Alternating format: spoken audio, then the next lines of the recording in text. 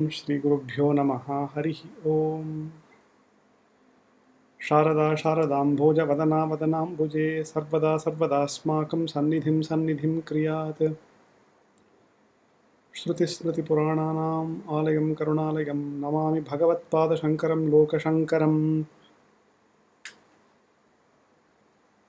शङ्करं शङ्कराचार्यं केशवं बादरायणं सूत्रभाष्यकृतौ वन्दे भगवन्तौ पुनः पुनः। प्रह्लादवरदो देवो यो नृसिंहः परो हरिः नृसिंहोपासकं नित्यं तं नृसिंहगुरुं भजे। श्रीसच्चिदानन्दशिवाभिनव्यनृसिंहभारत्यभिधान्यतीन्द्रान् विद्यानिधीन् मन्त्रनिधीन् सदात्मनिष्ठान् भजे मानवशम्भुरूपान्। सदात्मध्याननिरतं विषयेभ्यः पराङ्मुखं नौमि शास्त्रेषु निष्णातं चन्द्रशेखरभारतीं। विवेकिनं महाप्रज्ञं धैर्यौदार्यक्षमानिधिं सदाभिनवपूर्वं तं विद्यातीर्थगुरुं भजे। भारतीकरुणापात्रं भारतीपदभूषणं भारतीपदमारूढं भारतीतीर्थमाश्रये। विद्याविनयसम्पन्नं वीतरागं विवेकिनं वन्दे वेदान्ततत्त्वज्ञं विदुशेखरभारतीम्। ॐ Namaste all. It gives me great pleasure to talk about some of the works of Adi Shankara Bhagavad-pada on the occasion of Shankara Jayanti Mahotsava. Today, the topic that I have taken is the Jijnyasa Adhikaranam of the Brahma Sutra. So, as we know, the substance of Vedanta is to ultimately lead to a knowledge of Brahman. And there are three foundational texts of Vedanta for that. The primary source of all Vedantic knowledge is the Upanishads, the Shruti. Shruti Pramana it's called. And the Upanishads and an understanding of the meaning of Upanishadic sentences is the subject matter of Brahma Sutra. So the first prasthana, the primary prasthana, is the Shruti prasthana. And then you have the Smriti prasthana, which is the Bhagavad Gita. Even Bhagavan Sri Krishna, when he is teaching, providing the Upadesha to Arjuna in the battlefield, the basis of the teaching that Bhagavan Sri Krishna himself acknowledges, he quotes various Upanishads in doing that. So Bhagavan is saying, Arjuna, listen to me, follow my advice, fight this war. And the basis for that teaching, he says, it is not because I, the Lord, am telling you, but there is Shruti, is the Pramana for that, and he quotes some Shruti Pramana for that. Kathopanishad, etc. Various mantras are paraphrased and quoted by Bhagavan Sri Krishna in the Bhagavad Gita. So the second prasthana is called the Smriti prasthana. And the third, which we will be discussing right now, is the Brahma Sutra or the Nyaya prasthana. So before understanding what is the Brahma Sutra, we have to understand the nature of Veda Pramana. So in Vedanta, there are 6 primary Pramanas that we accept as valid means of knowledge. So there is Pratyaksha, which is the means of knowledge through sensory organs. So the eyes, the ears, the nose, the tongue, touch, etc. And they provide knowledge of the external world directly. And so that is called perception in English, and in Sanskrit it's called Pratyaksha. The second Pramana is Anumana or inference, which is based on Pratyaksha, where you don't see the object of that knowledge, but you infer its presence. So it is not directly knowable through Pratyaksha, but you infer it. For example, you infer the presence of fire in the mountain by seeing the smoke. So the person looks at the smoke and infers that there must be a fire somewhere present in the mountain, because there cannot be smoke without fire. Parvato Vanniman Dhumavatvat. The mountain is on fire because it is enveloped by smoke. That is the Anumana. And that has the basis as Pratyaksha. Then you have Upamana or comparison, where you infer the presence of something by a matter of comparison. So, for example, a person knows that a wild, like say a bison, looks like a buffalo, but it is found in the forest. So, when he sees an animal, but he has never seen a bison in his real life. So, next time when he goes to the forest and sees an animal looking like a buffalo, he through the means of Upamana Pramana or simile, he says, okay, this animal that I am seeing looks like a buffalo. I know that I have heard from someone that there is an animal called a bison in the forest which looks like a buffalo. This animal looks like a buffalo. I am in a forest, so therefore this must be a bison. So he is inferring the classification of the animal as a bison on the basis of Upamana or simile. And then you have Arthapatti. Arthapatti is circumstantial inference. So, for example, there is the famous example, Pino Devadatta Ratrau Bhunjanaha. So, for example, this it's not politically correct, but I will say it because Shastra gives this example. There is a person, Devadatta, who is undergoing he's undertaking a big fast. So he has, you know that he doesn't eat in daytime because you are with him and he never eats because he's undertaking this fast. But despite that, you see that Devadatta is actually quite obese. And therefore, you infer that he must be eating at night time for him to not lose weight and consistently be obese. Despite his fasting. And this is like you are putting two and two together. You are looking at him and saying, okay, this Devadatta, he has put on weight. We know that he is not eating during the daytime. Therefore, you infer that he is eating at night time. So this is a case of Arthapatti Pramana.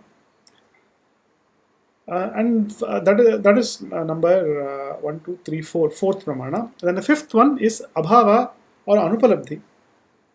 So you go to Devadatta's house and you are not able to find him. And then you infer from there that Devadatta is not in the house. You infer the absence of Devadatta in the house. You know he is not passed away, he is alive. You are not able to see him. If he was there, you would have seen him. You are not seeing him, therefore he is not there. The absence of Devadatta, it's called Yogyanupalabdhi. It is not sufficient. The absence of perception in itself is not sufficient to say that the thing is absent. That has to be yogyam. It has to be capable of being perceived also. So, Devadatta, you would have normally seen him because he is a human being. You see, it is not like a microbe or something. You are able to see, you know that if he is there, you would see him. You don't see him, therefore he is not there. This is Anupalabdhi Pramana. Apart from this, there is another Pramana called Shabda Pramana, and Shruti falls under Shabda Pramana.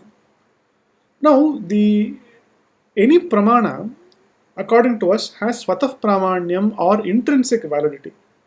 That is, when the Pramana provides its knowledge, it provides its knowledge as though it is true. You understand it to be true. I see it, therefore it is there, you see. Correct? So, the knowledge that arises with a certificate of its validity, so to speak. Then, but there is invalid knowledge also. So, how is the invalidity of knowledge known? That is known by Parataha Apramanyam. If something else contradicts this, it leads you to question the validity of this knowledge. And then you compare the two contradicting means of knowledge. I see silver where there should be shell. When I go to pick it up, I realize that it is not a silver. So when I saw it, I believed it was valid, it was real silver. But when I go to pick it up, I do another action and that disproves my knowledge. It's Parataha Apramanyam. Swatah pramanyam, paratah apramanyam. This is what it means. That means a knowledge, when it arises with a knowledge of its validity also. However, in order for something to be invalidated, there is another pramanam. There is something else needs to invalidate it. Is the doctrine that we in Vedanta follow. Now, Shabda Pramana, of which Shruti, for it to be, how do we know that the Shruti is valid? Shruti is valid because Shruti is apaurushaya. It does not have a creator. Now, how do we say it doesn't have a creator?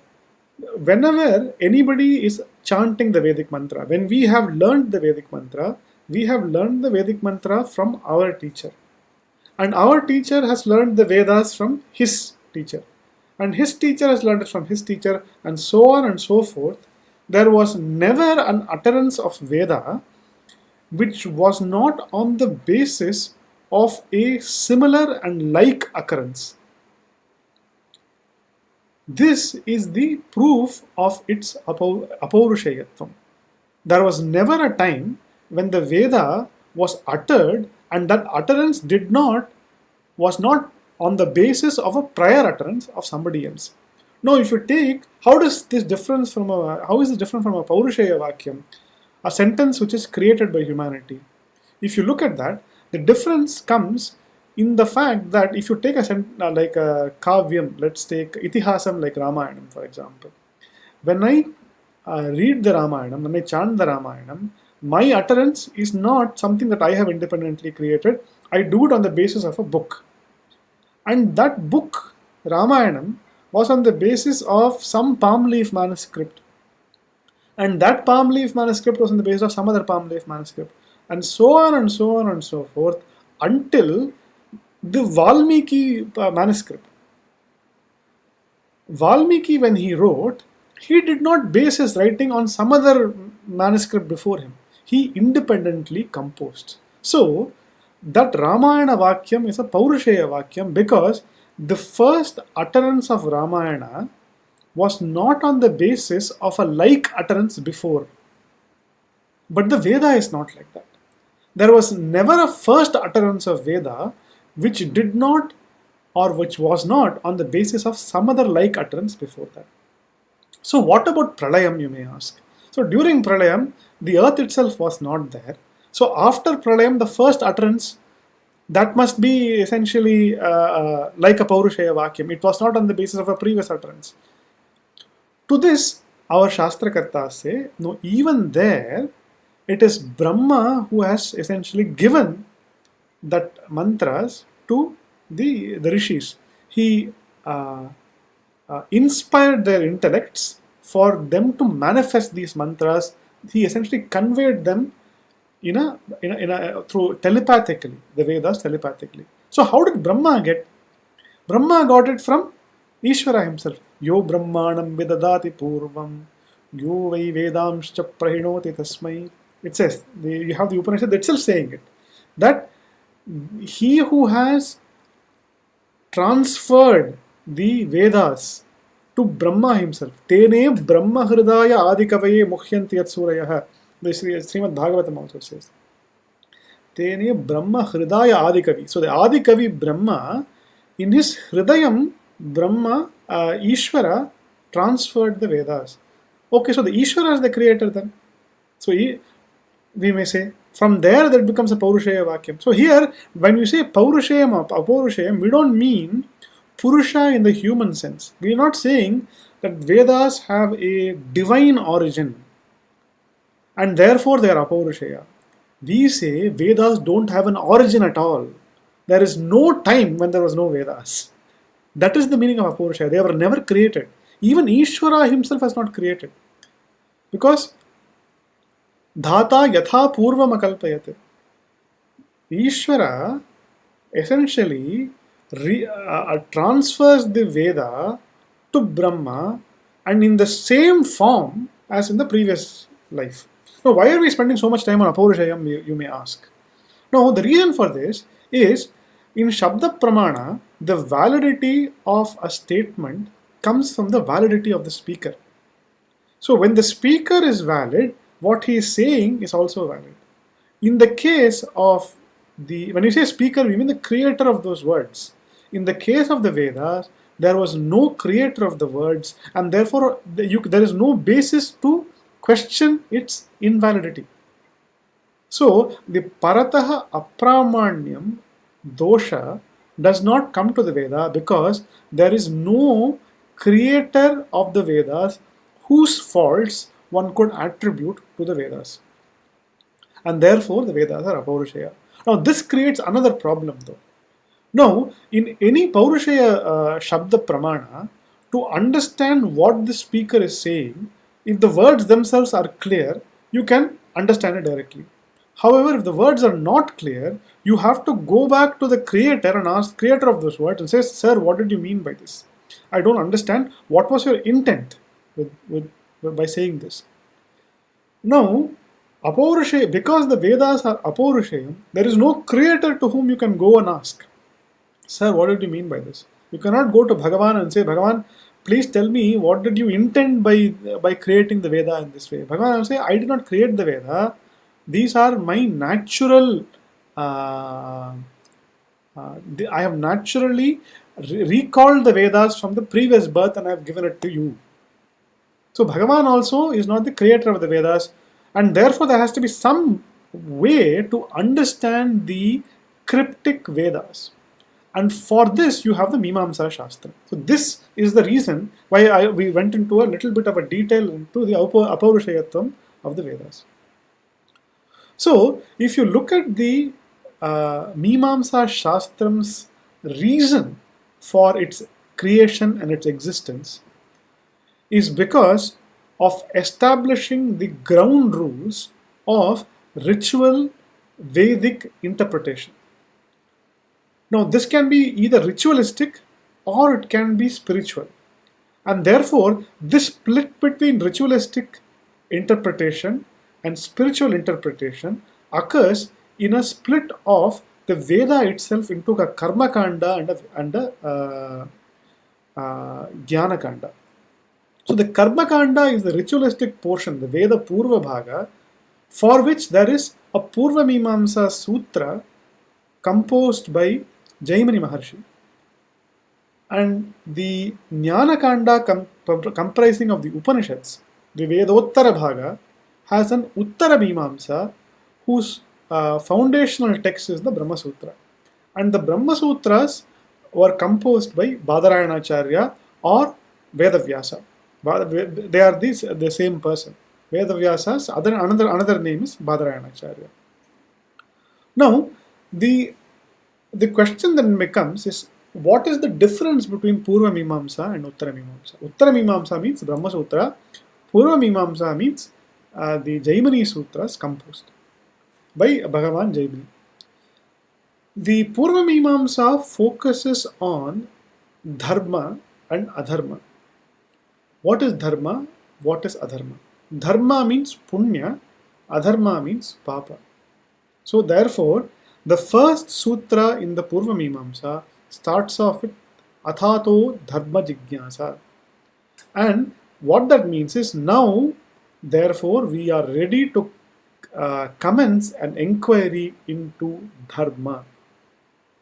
Now Sanskrit Sandhi rule Athato Dharma Jijnyasa can also mean Athataha Adharma Jijnyasa also.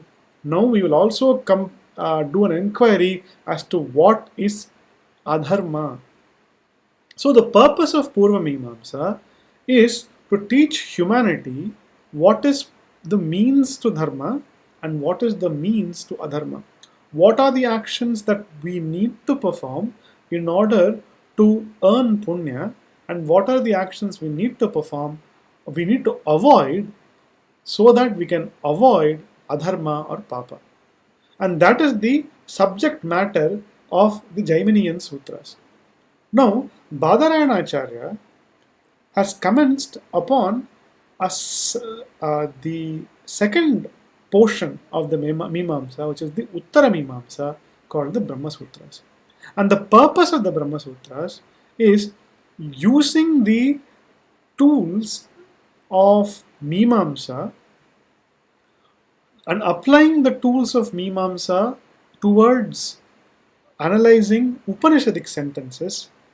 What Badarayana Vedavyasa, Bhagavan Vedavyasa wants to do is he wants to analyze Vedantic sentences, Upanishadic sentences, to understand the true import. Because as we saw, in order to understand what the Vedanta is saying, you have to understand the intent of Vedanta. A particular text, this passage, what is the primary teaching of this passage? What is this auxiliary teaching? How do you identify what is primary and what is auxiliary? There is a reference to both jnana and there is a reference to upasana. How do you identify what is primary and what is secondary? For that, you have the Brahmasutras. Now, we are talking about Jijnyasa Adhikaranam. The Adhikaranam in the Brahmasutra essentially means a subject, a particular topic is taken. Now, the topic we are going to take is the very first topic called Jijnyasa Adhikaranam, or the topic of knowing Brahman. Now, the first sutra, this Adhikaranam consists of one sutra, Athato Brahma Jijnyasa. Now, Shankaracharya has composed a wonderful bhashya for the Brahma Sutras. Now, the sutras themselves are highly cryptic sentences. Each sutra will have one Vishaya Vakya, or a particular sentence in the Vedanta that Vedavyasa is using as an illustration to convey a Nyaya. A Nyaya in this context means a logical framework that is to be applied in that context, but is also extendable to other contexts. So, for example, in the second Adhikaranam, which is called the Janmadhyadhikaranam, the sutra is Janmadhyasya Yataha, and the Vishaya Vakya is Yatova imani bhutani jayante, yena jatani jivanti, yat prayant abhisamvishanti. That is, it's a Taittiriya Upanishad mantra which is saying that Brahman is the material cause for the creation, sustenance, and the dissolution of the universe.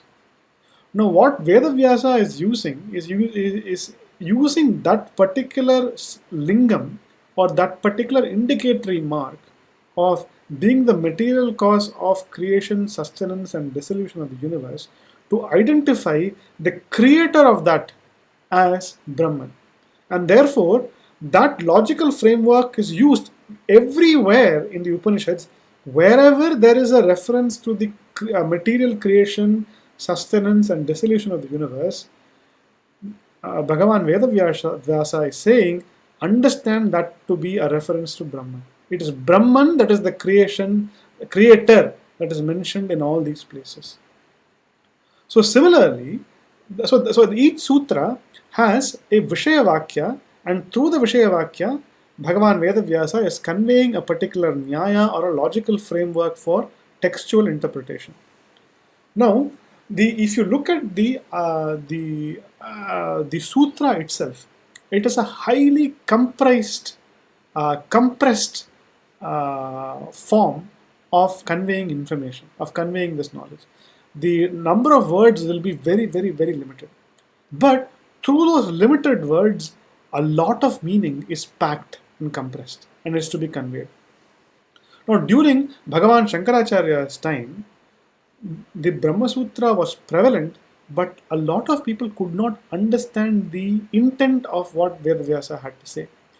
Because of the sutra form itself being so cryptic and compressed.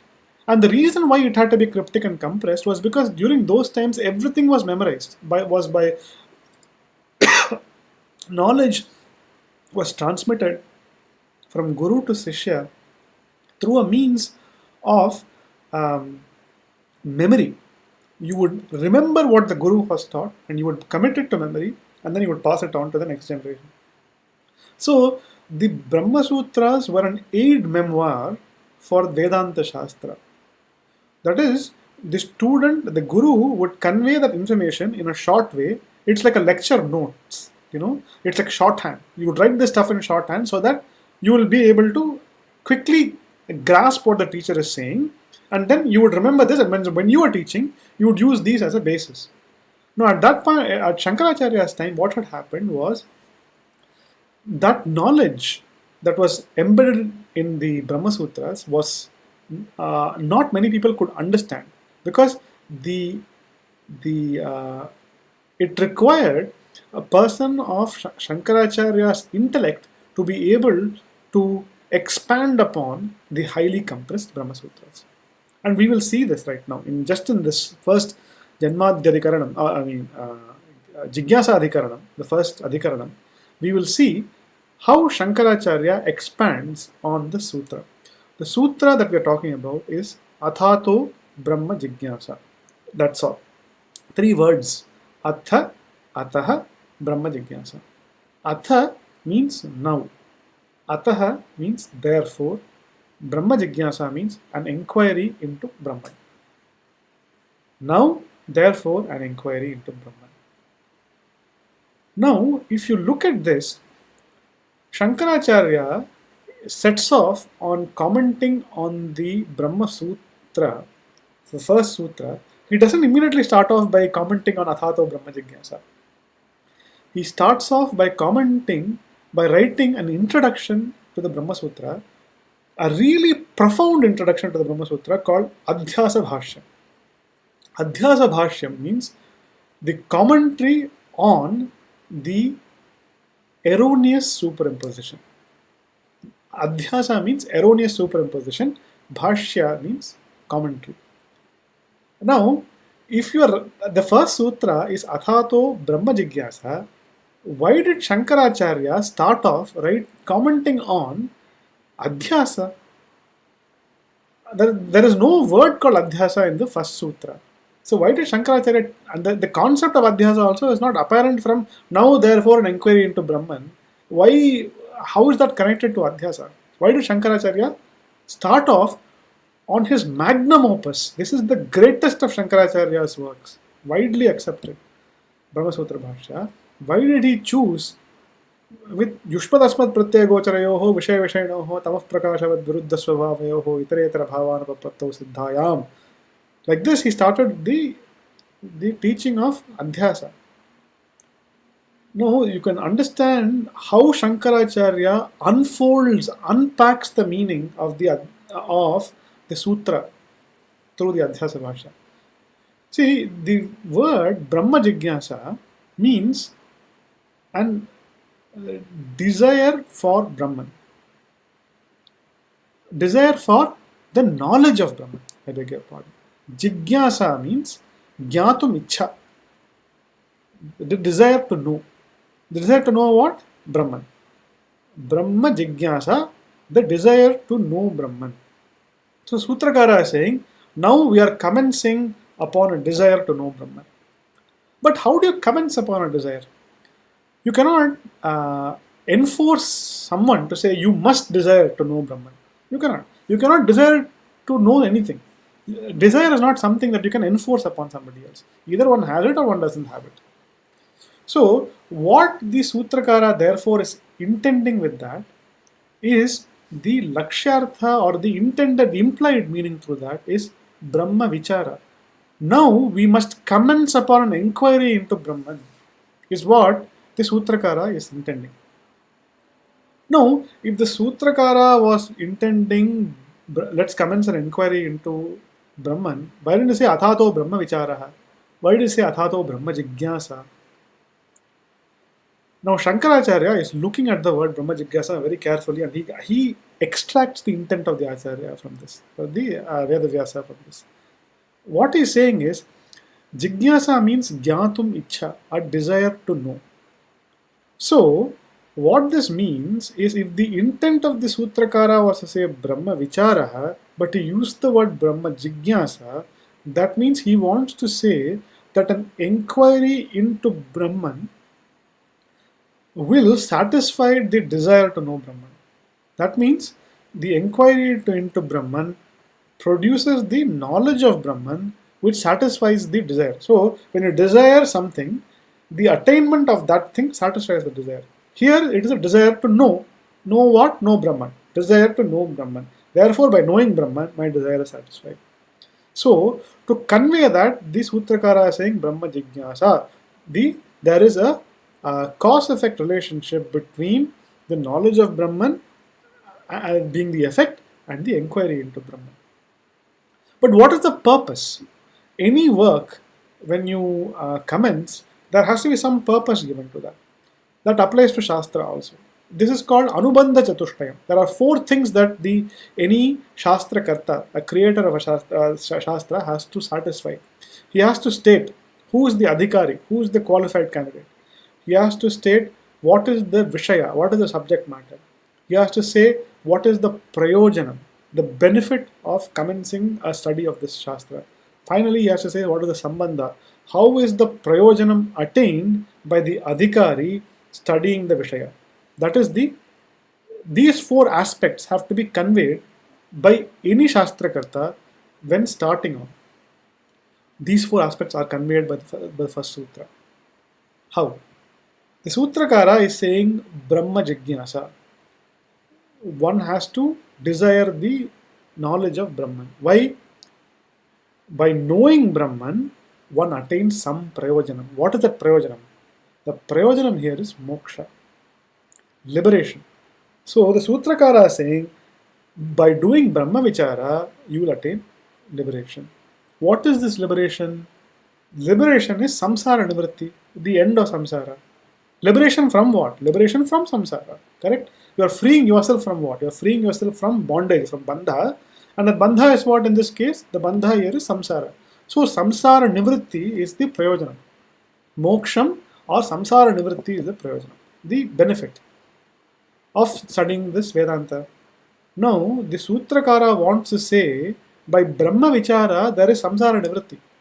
That is why he is saying, Athato Brahma Jijnyasa, let us commence an inquiry into Brahman, because by commencing an inquiry into Brahman, there will be samsara nivritti.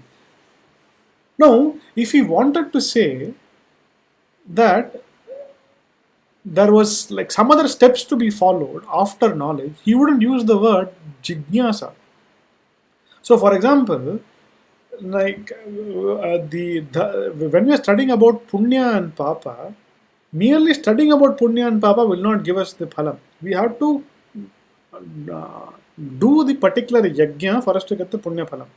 We have to speak the truth for us to get the Punya phalam. Satyam, Mada, Dharmam, Chara, all of that, the things, there is an Adrishta phalam associated with that. And that is only possible by performing that action. Here, there is no performance of action. The Sutrakara is saying Brahma Jijnyasa only. So, merely by knowing something, there is the phalam of samsara nivritti. This is the message that is being conveyed by the intent of the Sutrakara by the use of the word Brahma Jijnyasa. Now, if samsara nivritti is possible purely through knowledge, what is the nature of samsara? Let us look at what is the nature of knowledge first. What does knowledge do? When knowledge arrives, you lose the ignorance of the thing. Once I know maths, I lose the ignorance of maths. So once I know Brahman, I lose the ignorance of Brahman. So here, what the Sutrakara is saying, by knowing Brahman, there is samsara nivritti, but knowledge will only lead to ajnana nivritti.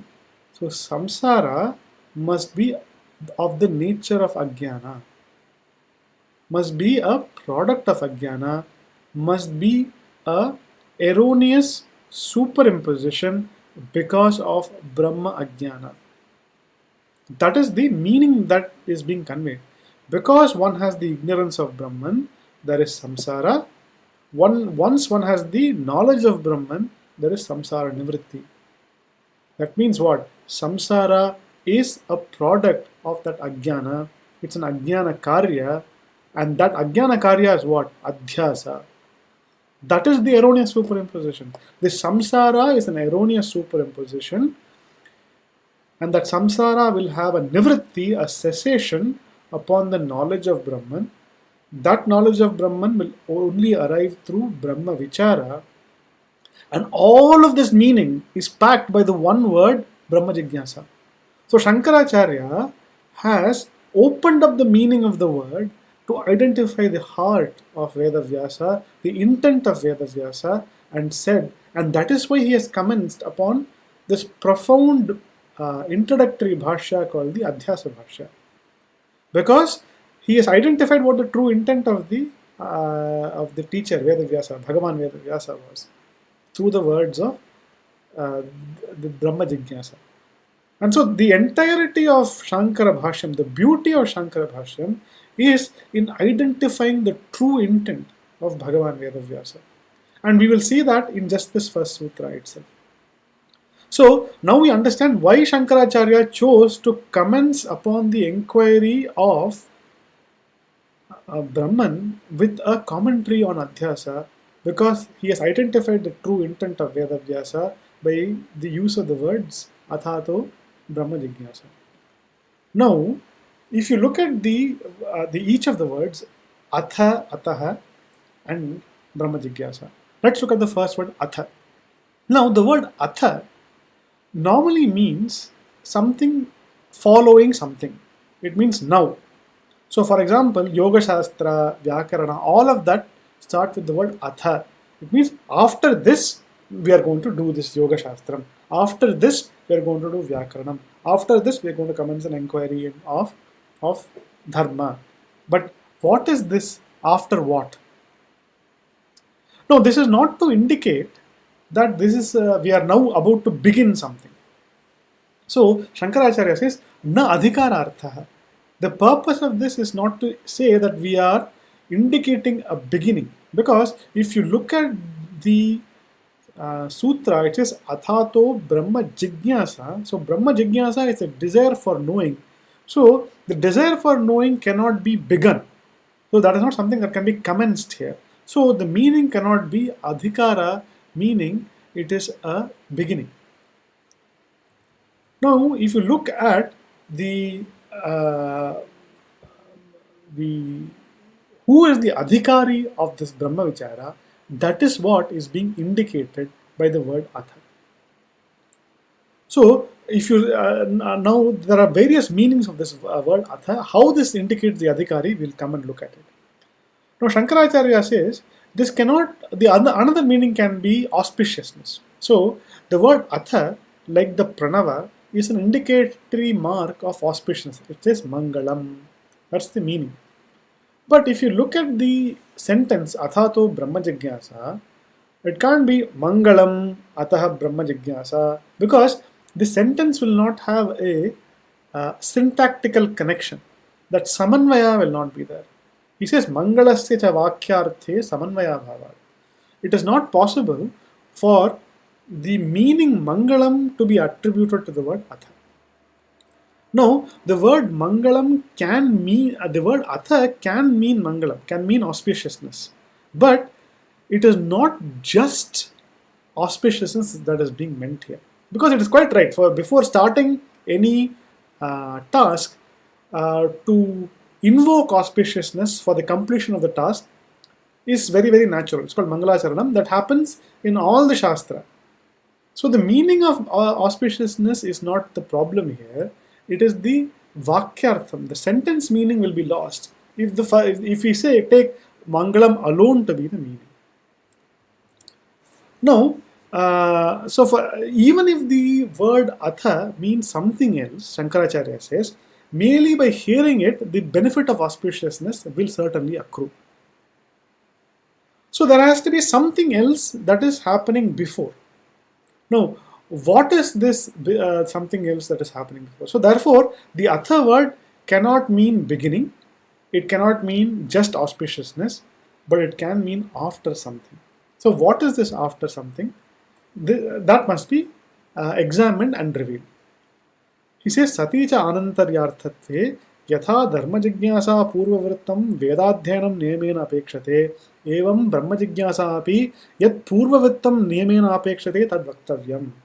Just like in the case of Dharma Jijnyasa, in the case of Purva Mimamsa, an inquiry into what is Dharma and what is Adharma, what was expected before? Vedadhyanam was expected. A study of the Vedas was expected.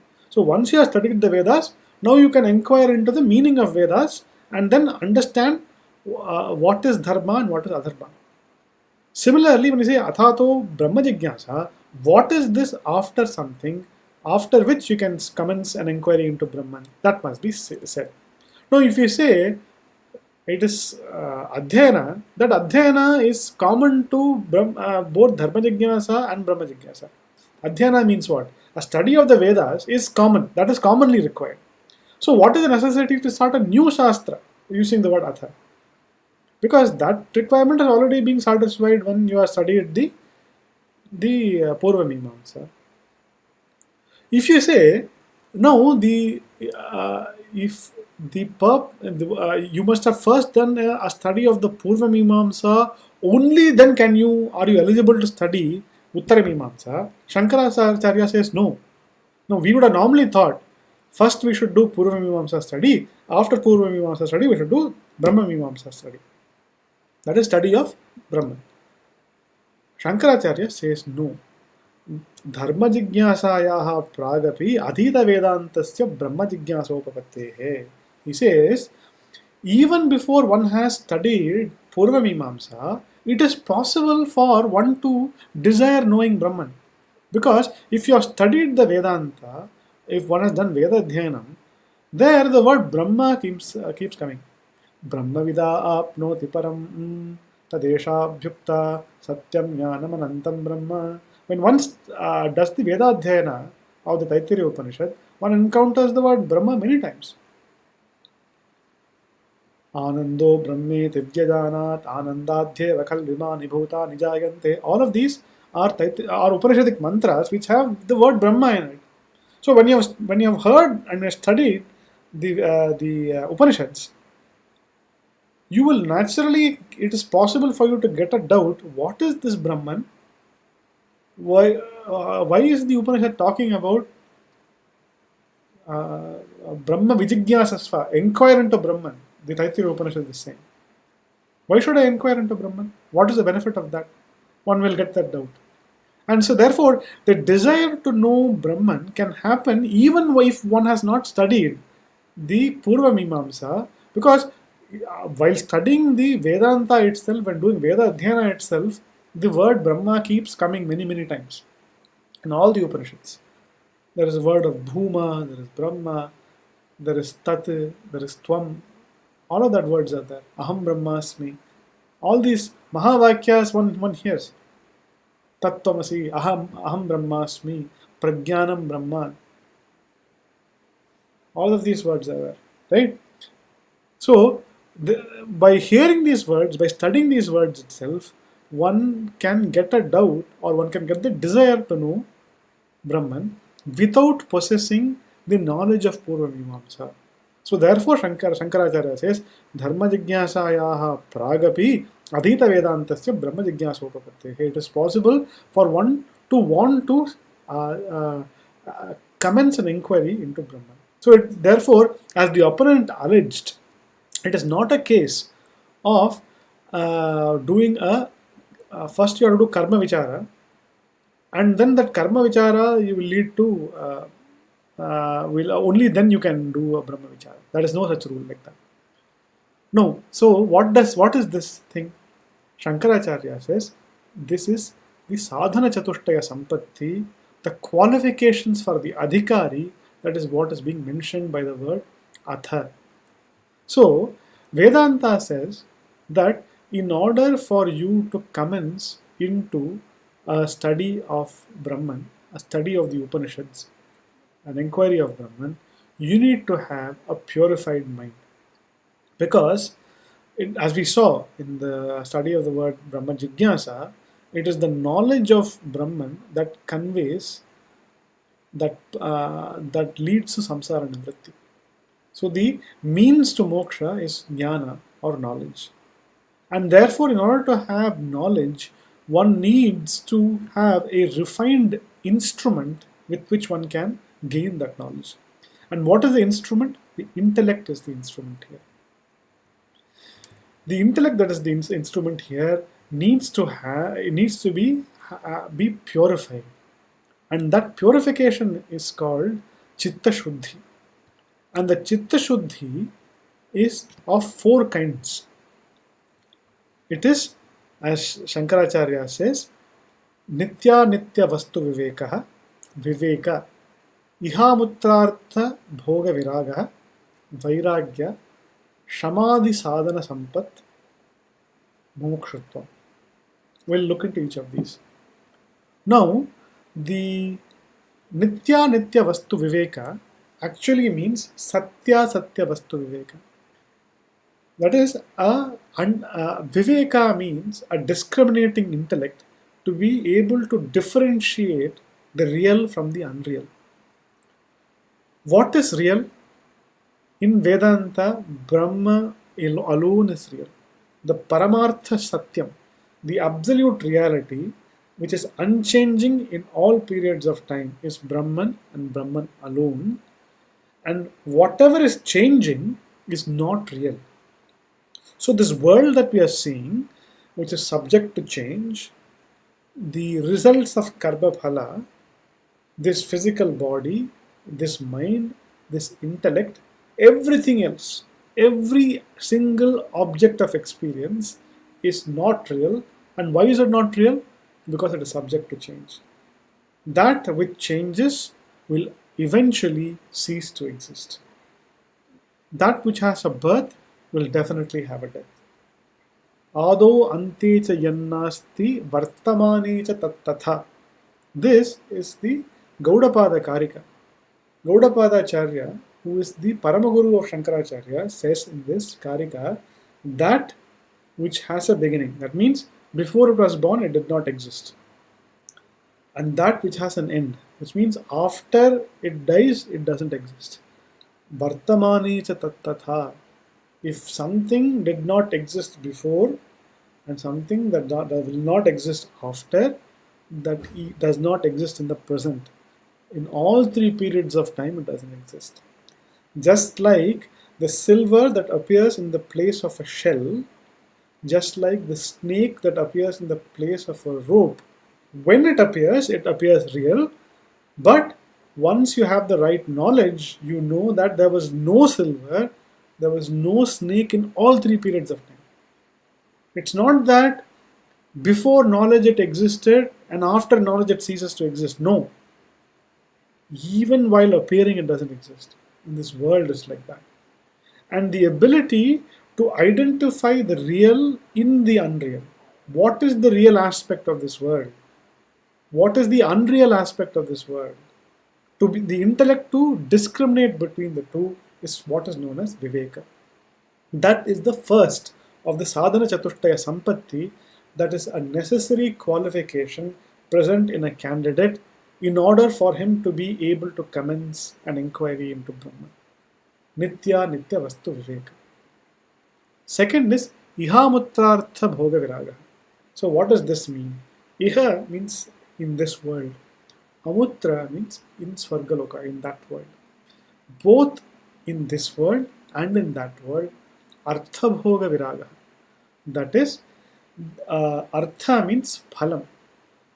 All the results that we experience, results of what? Results of our actions, Karma Phala, all the results that we experience, that Artha Bhoga Viraga, we have developed a dispassion towards the results of experience. That pleasure and pain does not matter to us anymore. We do not seek finite results. We do not seek finite experiences precisely because they are finite. So here, this Viragaha simply is not the absence of raga, but this is a mental vritti wherein which overpowers raga. It is in opposition to raga. Raga means desire, or desire for something that is pleasurable, correct? We only desire something that is pleasurable, that gives us happiness. So Viragaha or Vairagyam refers to that mental state wherein we actively choose not to pursue finite results. That which gives us pleasure, will not give us happiness. We realize that. And so it is a vairagyam born out of viveka. Satya satya vastu viveka leads to vairagyam. This is unreal, and therefore that experience is something that I do not really want. It is not going to give me infinite happiness. It is not going to give me permanent happiness. It is going to give me sadness. Every single object that we have in this world is imbued with dukkha. How is it imbued with dukkha? There is a struggle to attain that object. There is a struggle in the preservation of the object. There is a struggle when the object leaves. Before the object, our mind is troubled by desire for that object. When we attain the object, there is constant fear that we will lose that object in the future. When we have lost, there is sadness having lost it. In each aspect, there is dukkha. Dukkha for attainment, dukkha following its attainment during sustenance, and dukkha during its loss, following its loss. So therefore, because there is no such permanent happiness in the world, now there is a very important mantra. Parikshalokan karmachitan brahmanah nirvedamayat nasti akritah kritena tad vijnanartham sa gurumevabhigached Shrotriyam Brahmanishtham. Parikshalokan karmachitan. So, by examining the results that are accrued in this world, pariksha, by examining it, Brahmanah nirvedamaya. The one desirous of Brahman, he attains vairagya. Nirvedamayat. Here the word nirvedam refers to vairagya. So, and this vairagyam is born by what? Parikshalokan, by the nitya vastu viveka, by examining everything in this world, by examining the causes and effects of our actions, and then saying this is giving me impermanent happiness, I am not going to go for it. So that is the second sadhana chatushtaya sampatti. What is the first one? Viveka. Second one is vairagya. And what is the third? Shamadamadi sadhana sampatti. So there is an Upanishadic mantra, Shanto Danta Uparate Stitikshuhu Samahito Bhutva Atmanyeva Atmanam Pashyati Sarvam Atmanam Pashyati. So that is the source for the Shamadhi Satka Sampatti, this Upanishadic Vakyam. So what are the Shama, the Shamadhi Shatkam? It's a sixfold characteristics. One is Shama, control of the inner organ, of the Antahkarana. So essentially, what this is saying is, apart from Shravanam, Mananam, Nididhyasanam, listening to Vedantic scripture, contemplating on its meaning, and meditating upon its meaning, I have no inclination towards any other activities. That type of steadiness of the mind, of the unwillingness of the mind to do anything else, that control of the mind towards the object of inquiry, that is Shama. Dhamma is the control, so Shama is the control of the inner organ, Dhamma is the control of the external organ. So what are the external organs? It is the sense organs. So the sense organs will always go outside. There's another Upanishadic mantra for this. Paranchikhani vitranat swayambhuhu tasmat parang pashyati nantaratman kaschid dhiraha pratyagatmanam aikshata avritta chakruhu avritatvam icchan. Swayambhu Bhagavan, Ishvara, has afflicted the sense organs. How has he afflicted them? To constantly seek external things. Paranchi khani vyatranat swayambhu. The khani means the sense organs. They have been forced, their natural inclination is to go outwards. Now if they constantly keep going outwards, how will they turn towards the inner self? And therefore, Dhamma refers to the control of the external organs. Then you have Uparati. Uparati refers to after an examination of the results of karma, Parikshalokan Karmachitan, one says these results are finite, Therefore, I'm going to formally renounce this karma. So, this formal renunciation of karma through shastric means, through sannyasa, through the sannyasa vidhi, through that, by going through the ritualistic means of giving up rituals. Yes, even that involves ritual. That's formal sannyasa svikara, that is called uparati, uparama.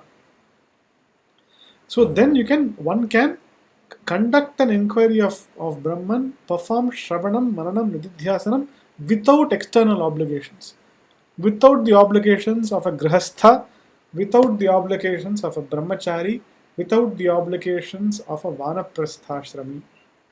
One is focusing primarily on Brahma Vichara. And for that, there is a Varnashrama Vyavastha, there is a creation of a specific ashrama called Sannyasa Ashrama. And so, Uparati refers to the formal take-up of the Sannyasa Ashrama. And then there is what? So, Shama, Dama, Uparati, Titikshutvam. Titikshutvam means what? It essentially means the forbearance. Your ability to bear heat, cold, happiness, sadness, anger, depression. It is able to, all of these dualities, these constant attacks on your mental equanimity, your ability to forbear it. Okay, this will happen. This will happen. I am not going to be concerned about this. Gunaha gunesha vartante iti matva na sajjate. As in the Bhagavad Gita. The sense organs will deal with sensory objects that will create happiness and sadness. I am not going to be affected by this. My body will face hunger and thirst. It will face heat and cold. It will face sickness and health. I am not going to be concerned about this. Your ability to forbear. That is titikshutva. Then there is what? Samadhanam. Samadhana means equipoise. As a result of that titikshutvam, your mind is calm and steady. And in such a calm and steady mind, when the Guru teaches you, tad vijnanartham sa gurimeva abhigachet. One has to approach a Guru. And when the Guru teaches you with that calm, equipoised mind, if you listen to the Shastra, you will quickly get the knowledge of Brahman. So, Samadhanam is the fifth of the Shamadhamadi Shatka Sampatti. And finally is Shraddha. Faith in the words of the Guru, faith in the words of the scripture. Without faith, one loses the entirety of the universe. With faith, one gains everything. So, faith in the words of the Guru, faith in the validity of the scripture, faith in the means, in the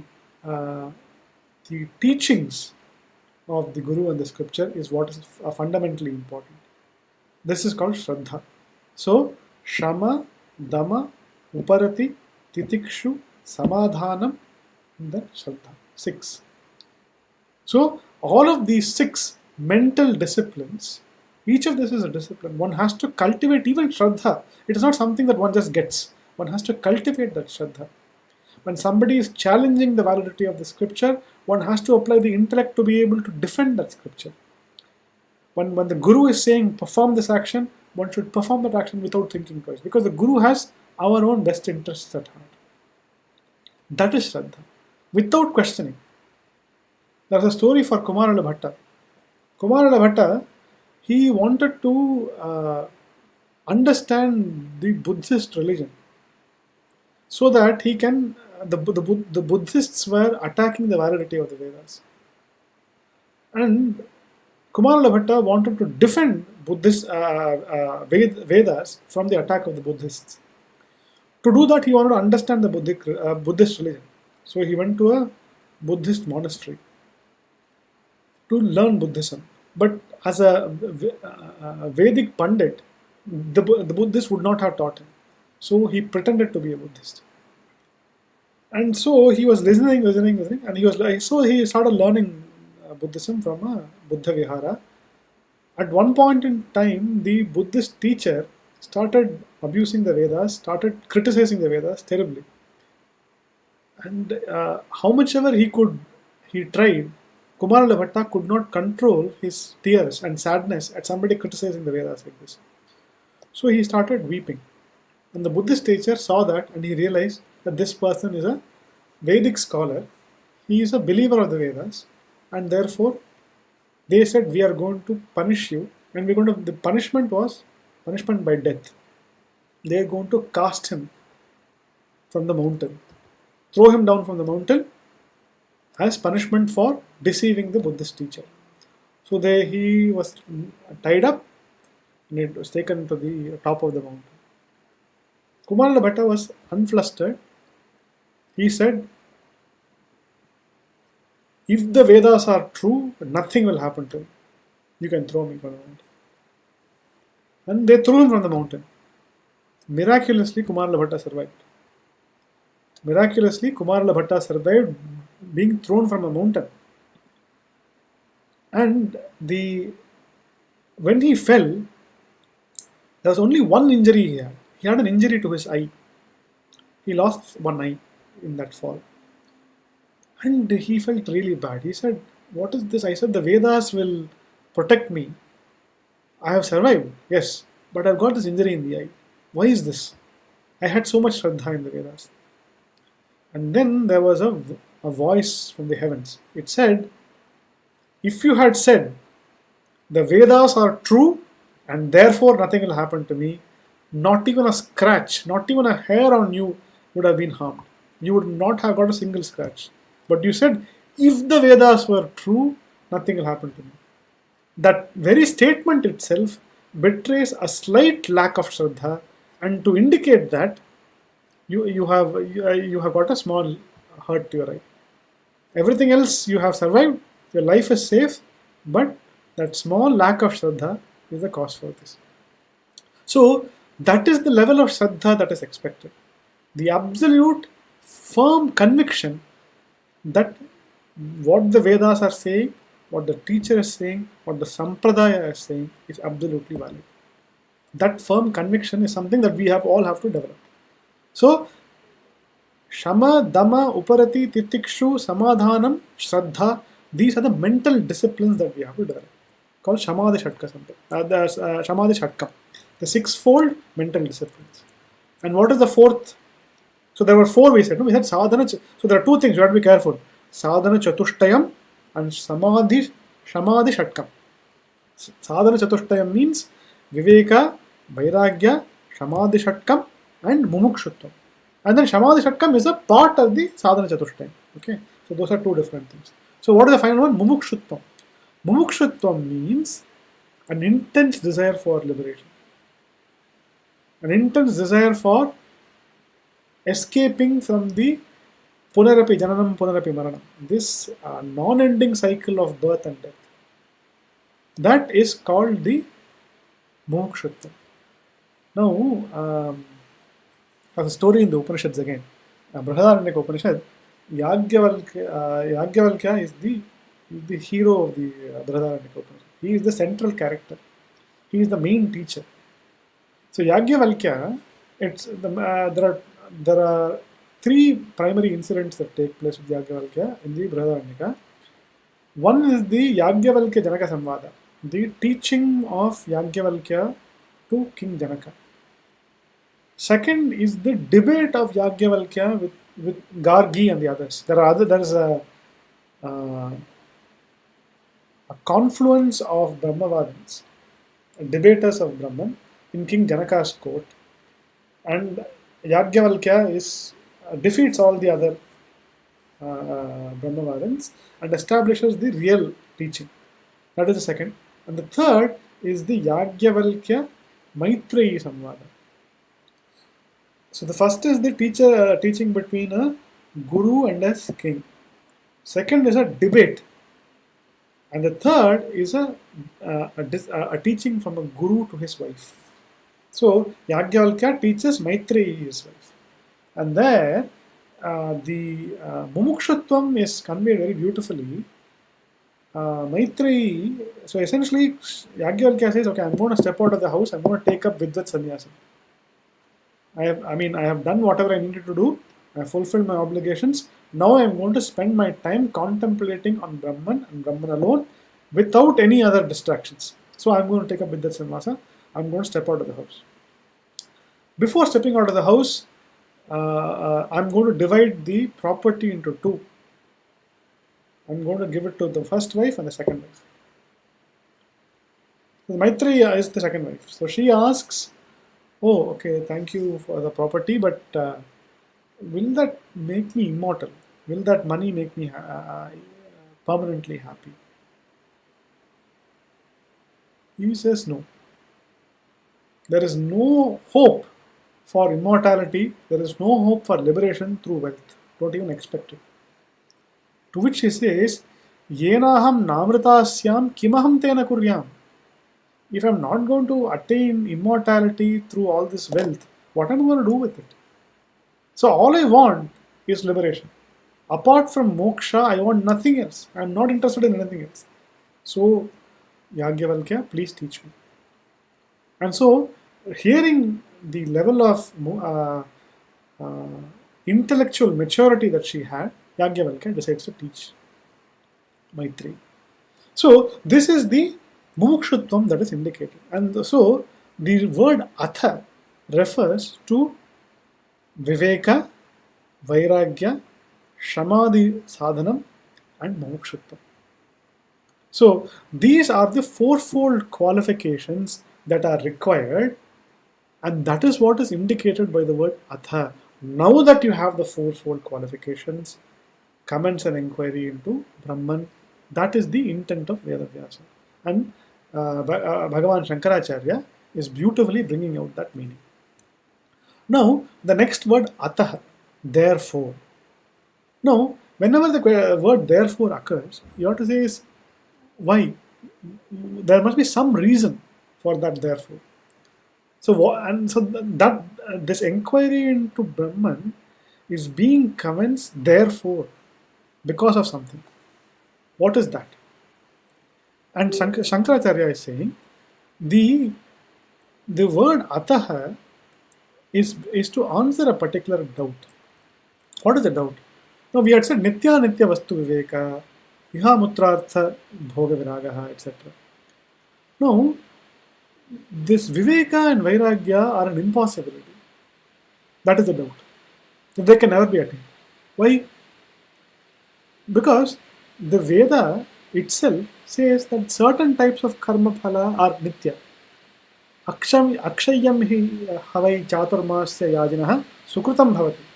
That is, the punya that is accrued by the chaturmasya yaga is akshayam, is infinite, it is without reduction. But elsewhere it says, parikshalokan karmachitan brahmanaha nirvedamaya. By examining the results of karma and determining them to be finite. So, on the one hand, it is saying the results of karma are finite. On the other hand, it's saying the results of karma like chaturmasya are infinite. Akshayam. Elsewhere, it says apama soma amrita abhuma. We have become immortal by drinking soma. No, the Nitya Vastu Viveka said the only reality is Brahman. The only Satya Vastu is Brahman. Everything else is asatya, is mithya. Apart from Brahman, everything else is mithya. But here he is saying apama soma amrita abhuva. By drinking soma, we have become immortal. We have become nitya. So karma, in one hand it's saying karma is nitya. In another hand it's saying karma is anitya. So how can you do a viveka between the two? If karma is both nitya and anitya, how to differentiate? It is an impossibility. Now you had said from that viveka is born vairagya. But how do we, how can we get vairagya? We can get vairagya for dukkha. Okay, we don't want sadness. Okay, I do not desire sadness. Very easy. But why should I not desire happiness? If a chocolate is giving me happiness, if a mango is giving me happiness, why should I not desire it? What is wrong with it? No, we will say there is sukha, that sukha is also mixed with dukkha. It will cause diabetes, it will cause problems later for you. All of those issues are there. Now, here the Bhamatikara gives Bhamati is a commentary on the Brahmasutra Bhashya of Shankaracharya by Vachaspati Mishra. Here the Bhamatikara, he quotes a passage from the Patanjali Mahabhashya. He says, Nahi mragaha santiti iti shalayo nopyante, nahi bhikshukaha santiti sthalyo nadishyante. That is, just because there are animals may graze on it, does one say, I'm not going to cultivate the fields anymore, I'm not going to plant crops anymore just because animals may graze on it? Or just because there will be people seeking alms and begging, do I say, I'm not going to cook anymore in my house? We don't say that, right? So similarly, just because there is some unhappiness mixed with happiness, doesn't mean we give up the happiness. There is no requirement like that. So that being the case, why should there be vairagya for the worldly happiness? So what if it's mixed with unhappiness? So, to address these doubts that viveka and vairagya are impossible, the word ataha is used. So Shankaracharya says, ataha shabdaha hetvartaha. It is to indicate therefore, yasmad veda eva agnihotraadinam shreyas sadhananam anitya phalatam darshayati. Tadyata iha karmachito lokah kshiyate evameva amutra punyachito lokah kshiyate iti. That is, the Veda itself says that the Agnihotra ritual, etc., including Chaturmasya, which are means for attaining well-being, Shreyas Sadhana. What kind of well-being? They lead to temporary physical well-being, material well-being. But those results are temporary. Just like the results of worldly actions are subject to decline, the results of spiritual actions, Vedic actions are also subject to decline. And therefore, one must develop a vairagya towards it. One must be able to differentiate between the results of karma and jnana. The result of jnana is Brahman, whereas the result of karma is punya, is dharma. Now, now there are two shrutis. We have given the example of akshayam havai chaturmasya yajanaha sukritam bhavati. The punya of chaturmasya is akshaya. Here it's saying karma yatha iha karmachito lokah kshiyate evameva amutra punyachito lokah kshiyate. So these two shrutis are contradicting each other. Which shruti is more powerful? Here, the shruti which says that the results of karma are finite is more powerful because there is the support of a upapatti, a logical reasoning is being given by the shruti. The shruti is showing how the results is taking the support of some worldly actions. It's saying you perform a worldly action here, you plant a crop, that crop will be subject to destruction. You take a job, you may be let go from that job. You earn some money, that money will come to an end after some time. All of these are finite results of worldly actions. Just like that, the otherworldly amutra punyachito lokaha apikshiyate, even the results of otherworldly experience in other worlds, like the Swargaloka, etc., even that is also subject to a kshaya because of this upapatti. So when the Veda itself is giving a logical reasoning, it is supported by that. That particular shruti is more powerful than the one which says akshayam havai chaturmasya yajana sukritam bhavati. So does this mean that the shruti which says the chaturmasya's results are akshaya, does that mean that it is apramana, it is invalid? No. The word akshaya there means that the kshaya is not there for a long time. And when it says apama soma amrita bhuma, the amritatvam, the immortality that is spoken of there is not absolute immortality. That is a relative immortality. Meaning, compared to a human being, a deva's life is much longer. Compared to a deva, Hiranyagarbha's life is much longer. So it is immortal compared to that. So an ant, we should look at a human being, we'll say the human being is immortal. From the ant's perspective, the human being looks immortal. That's all. That is what is being indicated here. It is a relative immortality, it is a relative infiniteness, it is not an absolute infiniteness. So, the results of karma will provide relative benefits, they will not provide an absolute benefit. Whereas, tatha brahmajnanadapi param purushartham darshayati brahmavidapnoti param. So, the Taittiriya Upanishad, Brahmavida apnoti param, says the knower of Brahman attains the absolute, attains the highest, the infinite. The knower of Brahman attains the infinite. There is absolutely no qualification here. There is no other Shruti, no other Pramana which invalidates that or leads us to conclude that that is referring to a relative infiniteness, a relative highness. So therefore, the word Brahmavidapnoti, the sentence the Brahmavidapnoti param is referring to knowledge of Brahman producing infinite results. The Amutra Punyachito Lokaha Kshiyate is saying the results of karma are finite. Therefore, it is possible to have Viveka. Therefore, it is possible to have Vairagya. You can differentiate between the finite and the infinite. The results of karma are finite, whereas the results of jnana, Brahma jnana, is infinite. Therefore, there is both Viveka possible, there is Vairagya possible. You would develop an attitude of preference towards Brahma jnana, stop desire for physical well-being, stop pursuing worldly wealth, material happiness. That is the meaning conveyed by the word ataha. So much of meaning is conveyed by the word ataha here. Now this is what we're trying to say. The depth of meaning of the Brahma Sutra is truly brought out by the Bhashya. Now comes the word Brahma Jijnyasa. Now the Shankaracharya says this Brahma Jijnyasa is a samasa, is a compound. Brahmanaha Jijnyasa, Brahma Jijnyasa.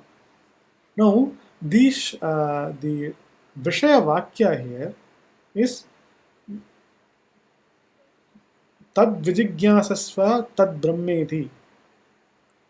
Now the Shruti is saying Yato va imani bhutani jayante yena jatani jivanti yat prayanti vishamvishanti tad vijijnyasasva tad brahmeti. Tad vijijnyasasva of the Shruti is what is indicated by the word Brahma Jijnyasa. Tad Jijnyasa, Brahma Jijnyasa.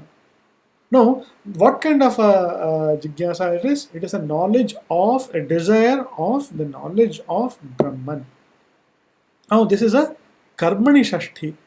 Now, the Brahmanaha is used in the 6th case ending. It's a grammar thing. For those who understand grammar, we can quickly talk about it.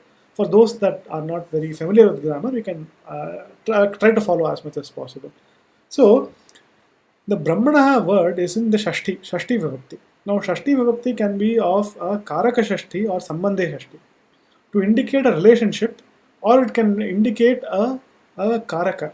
Now, the Sambandha word, the Shashti Vibhakti, is actually not a Karaka when used as a Sambandha. If you say Ramaha Kutharena Vriksham Chinatti, Rama cuts the tree with the axe. Okay. Here, Rama is in Prathama Vibhakti. He is the actor. Kutharena is Tritiya Vibhakti. It's the instrument. Vriksham is the object. Tritiya Vibhakti. And then you have the word Chinatti. He cuts it. Now I can say Dasharathasya putra Rama Kutharena Vriksham Chinatti. The son of Dasharatha, Rama, uses an axe to cut the tree. Now, the Dasharathasya putra is in Shashti Vibhakti. That is a Sambandhe Shashti. It is an indicating a relationship between Rama and Dasharatha. Who is the cutter? He is the son of Dasharatha. He is Rama, the son of Dasharatha. Now, a karaka means that which facilitates the action. Here, the kutaram, the axe, services the action of cutting. The object is the thing which is being cut, so it is also necessary. Rama is the cutter, he is also necessary. But his relationship with his father is not necessary to the cutting. It is incidental to the cutting. So therefore, a sambandha shashti is not a karaka. Now here, the Brahma Jijnyasa, Shankaracharya, is saying it is not not a relationship that is being conveyed here. It is not knowledge of Brahman, is not, it happens to be knowledge of Brahman, we'll have to study about that. No. Brahman is the main thing that is being studied here. Dasharathasya putraha Ramaha, that the relationship between Dasharatha and Rama is irrelevant to the cutting. The Brahma Jijnyasa, the relationship, knowledge of Brahman is not relevant here. That is the main thing. And therefore, here he says it is a karmani shashti. The object of teaching is Brahman here. That is the pradhana. That is the main thing. Now, an opponent may say, even if you take a sambandhe shashti, that is, even if you take a sambandhe shashti, if it happens to be a knowledge of Brahman, the knowledge of Brahman is going to happen. No. So what? But Shankaracharya says no. Brahman alone is the main thing that is being taught here. Everything else that is being taught, like the upasana, the various karma, etc., that is being taught, is auxiliary to the main teaching of Brahman here. And therefore, this is a case of a karaka shashti, karmani shashti, in the sense, let me give you an example. Odanam pachati. He cooks the rice. Okay. There, odanam is rice is the used in the dvitiya vibhakti, the karaka, meaning the object. The object of cooking is the rice.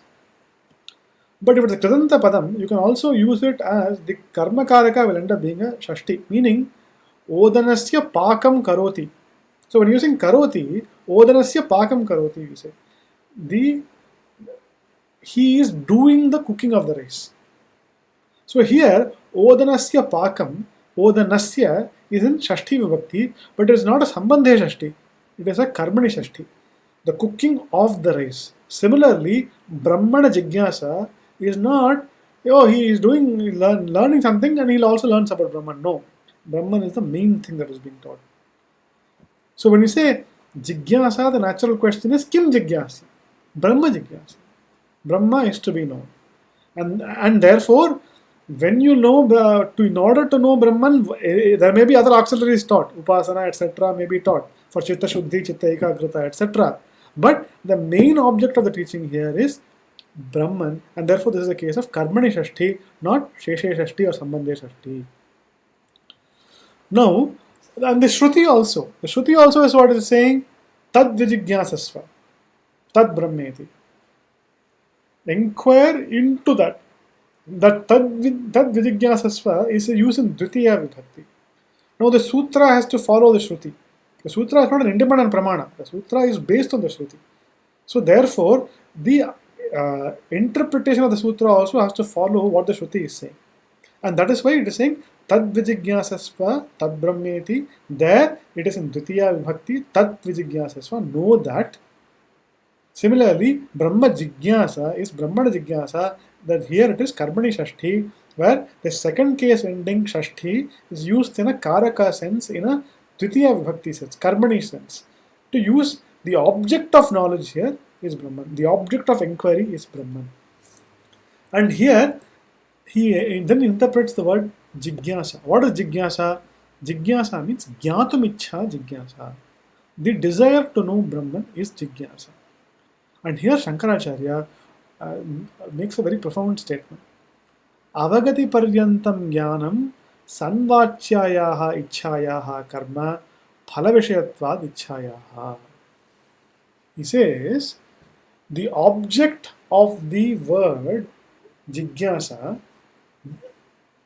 is Brahman. Is the knowledge of Brahman. But it is that knowledge is avagati paryantam. Now, in Vedanta, how are things known? Things are known by a dual mechanism. We'll do a little bit of epistemology here, that is understanding how things are known. So, when we see a pot, according to Vedantic epistemology, what happens is through the eyes, the chakshu, the mental thought, the eyes make contact with the object. So the chakshu indriyam goes out figuratively and reaches the object. And when the eyes make contact with the object, the mind also reaches that object. So in modern epistemology, modern perception, light reaches the eye. Here, the eye reaches the object. How? The organ of sight reaches the object in Vedantic epistemology. And when it reaches that object, it envelops that object. And in enveloping the object, it takes on it's called the akara. It becomes tadakara vritti. That means akara refers to akarakya sambandha visheshaha, some relationship between the mind and that object. That is called akara. It becomes, so the vritti becomes ghatakara vritti. And that ghatakara vritti envelops that object here, and that object becomes known by the vritti. That is called vritti vyapya. Vritti vyapti. Enveloping by the vritti. That's what the meaning there is. The second thing is phala vyapti. Now the vritti, like the mirror, is capable of reflection, like how the mirror is capable of reflecting light, the vritti is capable of reflecting consciousness. And in that vritti which envelops that object, consciousness also is reflected. And so consciousness reveals that object through the phala vyapti. That reflection of consciousness in the vritti is called phala vyapti, abhivyakta chaitanyam, and that process by which consciousness reveals that object is called phala vyapti. So there are two kinds of vyaptis taking place there, vritti vyapti and phala vyapti. Vritti vyapti, when the vritti envelops the object and the ignorance of that object goes, and phala vyapti is when there is a abhivyakti, the consciousness is reflected in that thought, and it is consciousness that reflects and reveals that object. See, in Vedanta, thought is not the revealer of the object. The revealer is a conscious entity. I am revealing that object. I, the consciousness, am revealing that object. Thought merely facilitates that process. So the facilitation is through vritti vyapti, and the revelation is through phala vyapti. This is the case for external objects.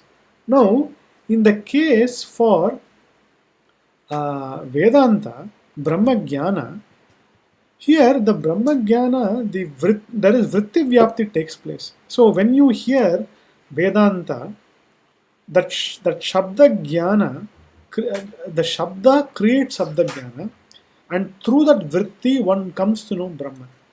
And so that is a case of vritti vyapti. However, in the case of Brahman, there is no need for phala vyapti because Brahman itself is illuminating. You do not need phala vyapti, a reflection of thought in that consciousness to reveal consciousness itself. Because consciousness is self-evident. It's swatah pramana. It is not. It is swatah siddham. There is no need for you to bring another consciousness to reveal consciousness itself. So to see the sun, you don't have to bring a lamp. The sun will reveal itself.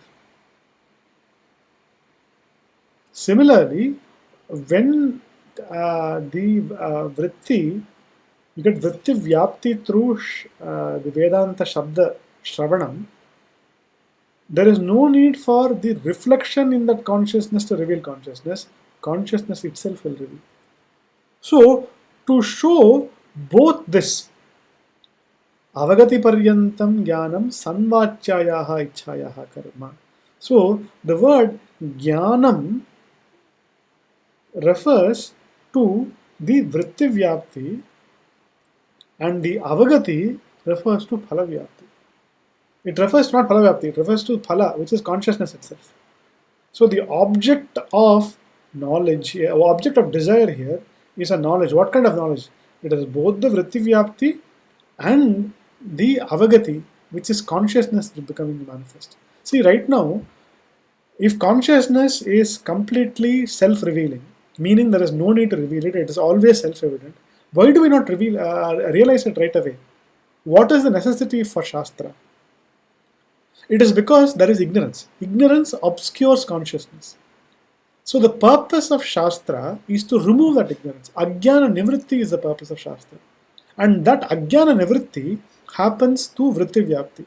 So through this Shastra, one gets the Shabda Jnana, the Akhandakara vritti. The Akhandakara vritti is Aham Brahmasmi iti vritti is created by this knowledge, by Vedanta Vichara, by this Brahma Mimamsa that we are undertaking. And through that Brahma Mimamsa, the Akhandakara vritti arises. That Akhandakara vritti removes the Ajnana and consciousness becomes manifest. So there are two things that are desired.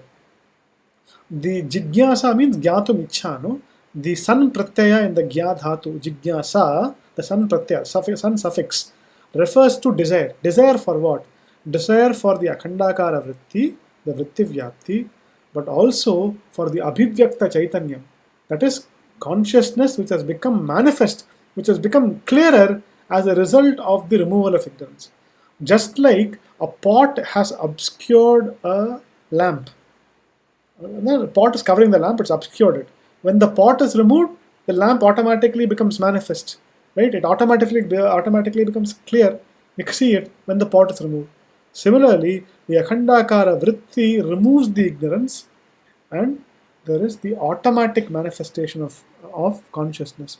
And that is why Shankaracharya says, Avagati paryantam jnanam sanvachayaha ichhayaha karma. The object of karma, object of the jnana, of the desire for jnana, jnatum ichha, is avagati paryantam jnana. It is the jnana which culminates in the avagati, an akhandakara vritti that culminates in abhivyakta chaitanyam, in jnana, in the chaitanya abhivyakti. That is the removal of ignorance leading to the manifestation of consciousness. That is why we say mauna vyakya prakatita vibhava. We say, right, through the silent teaching. What is that silent teaching? That silent teaching is the Abhivyakta Chaitanya.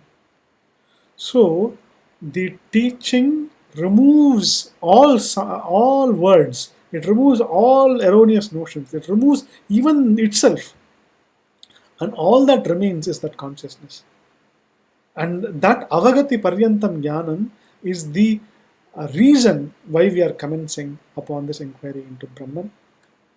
I would like to thank the organizers of Sringeri Guru Bandhava for giving me this opportunity to talk about the glory of Shankaracharya's Bhashya. We will hear the glory of Shankaracharya's Avatara. We know his stories. We know his Jivana Charitram. That gives us such great pleasure and joy in hearing about it. But the true service that we can perform to our Acharya on the auspicious occasion of Shankara Jayanti is by understanding his works, is by preparing ourselves, by working towards the sadhana chatushtaya sampatti that will make us qualified to be able to understand this. Therefore, I shall end this talk by saying Athato Brahma Jijnyasa.